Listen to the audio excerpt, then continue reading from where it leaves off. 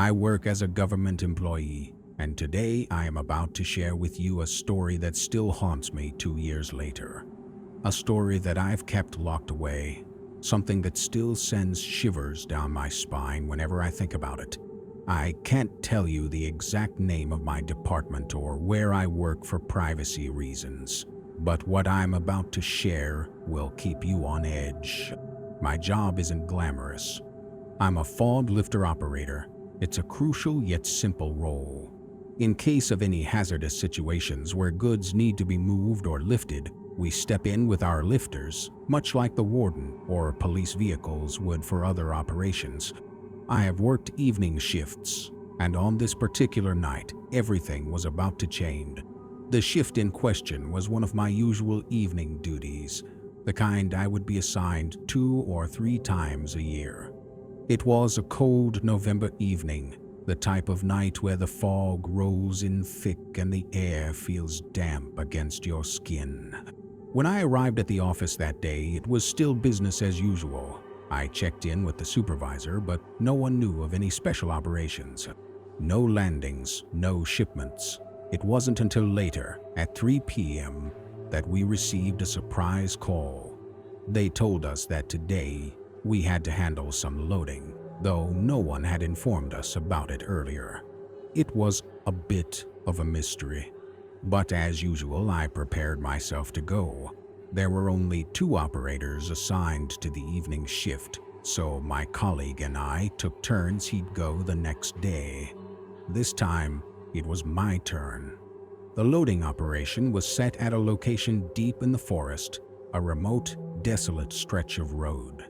The kind of place where no one stays after 3 p.m. People work there during the day, but once the sun sets, the place is abandoned. We had to travel along a jungle road, surrounded by thick trees and overgrown paths. It felt like the forest was closing in on us. My mind began to race as I thought about the eerie isolation of the place. The job seemed simple enough. 2 containers of goods needed to be unloaded.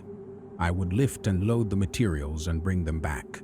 But by the time I reached the site, something didn't feel right. The sky was darkening faster than expected, and the cold air began to seep into my bones. I checked the lifter and, in my haste, I missed a few things. I didn't check the lights. I figured it was fine since the engine was running smoothly. At around 4 p.m., the loading began. It was dusty work.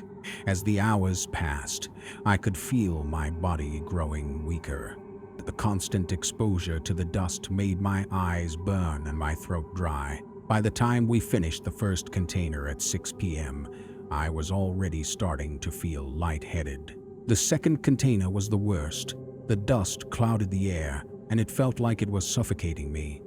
The work dragged on until almost 9 p.m.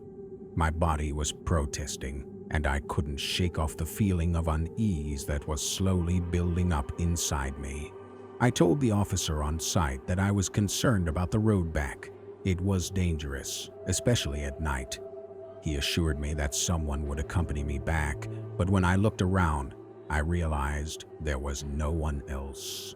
"Don't worry," the officer said. "I'll assign someone to go with you." Finally, a man came forward, and together we decided to head back. Before we left, I suggested we wash up a bit, get some rest, and then make our way back to base.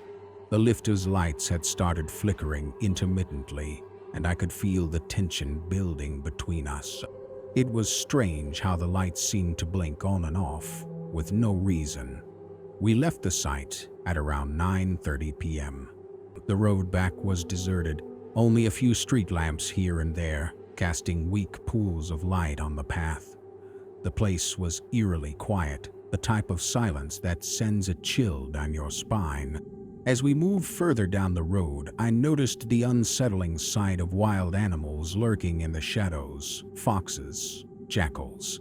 They were usually harmless, but tonight they looked different.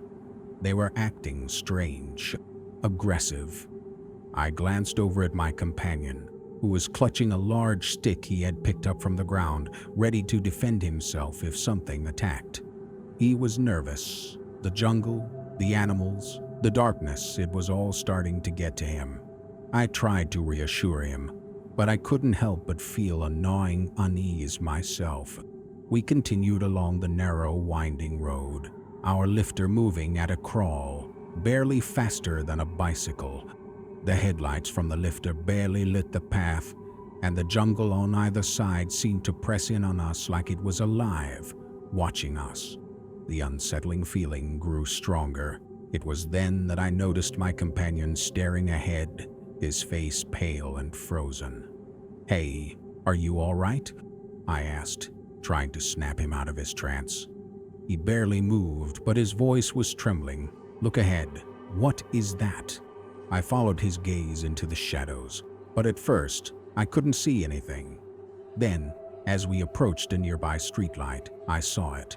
There, in the dark, was a figure. It was large and black, like a silhouette of a person, but its eyes, they were glowing. The blood-red glow from its eyes was enough to freeze the blood in my veins. I couldn't explain what I was seeing. It was like a nightmare unfolding in front of me. We stopped the lifter abruptly. My friend and I stared at the creature, unsure whether we were seeing things. It was as if time had frozen, but then the reality hit me. This thing wasn't just a figment of our imagination. It was real. "Did you see that?" my friend whispered. "I saw it too," I replied, my heart racing. "But what is it?" We sat in silence, frozen in fear. The figure was still there, watching us, but as we tried to gather the courage to move, it suddenly vanished. The lights from behind us flickered off, and the jungle around us fell into complete darkness. We needed to leave. I started the lifter again, but the engine sputtered and struggled. The lights flickered once more, barely illuminating the path ahead. Something felt wrong.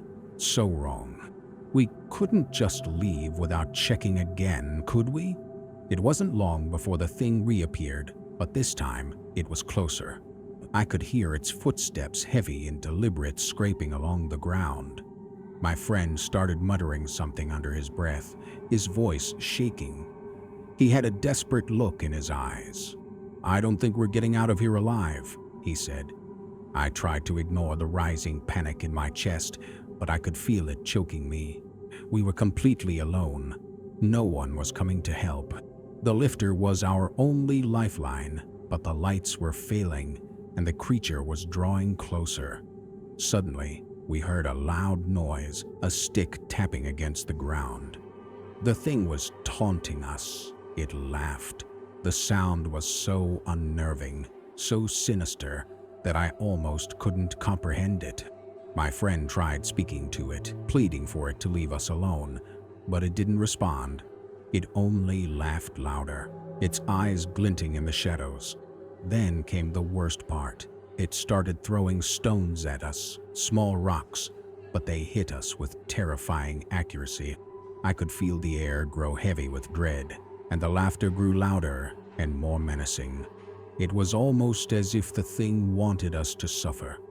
I started praying, anything to break the grip of fear, but my friend, he began speaking to the thing as if it would hear him. "Please, let us go. We haven't done anything to harm you. We're just trying to leave." But it didn't listen. It kept circling us, moving faster and faster. We were trapped, unable to move, unable to escape. Finally, after what felt like hours of torment, we heard something, a car's engine. My heart leapt. A friend from my section had arrived. He had come to check on us, just as I had hoped. When he saw us, he knew something was wrong. We quickly jumped into the car and begged him to drive as fast as he could. The creature was right behind us. As we sped away, my friend looked in the rearview mirror and saw it. The figure was following, its glowing eyes fixated on us.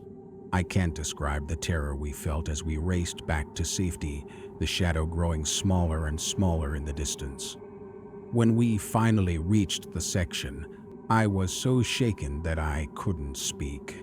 I barely managed to get home that night, and for weeks after, I was haunted by nightmares. I couldn't sleep, couldn't eat, couldn't think clearly. I haven't returned to that road since that night. The memory is burned into my mind forever, and even now, as I share this story with you, I can feel the fear creeping back. So, this is my story. If you found it terrifying, share it. I'm just glad I survived, and I hope you never have to face anything like that. If you liked it, then please share it. Thank you very much for sharing your story with us.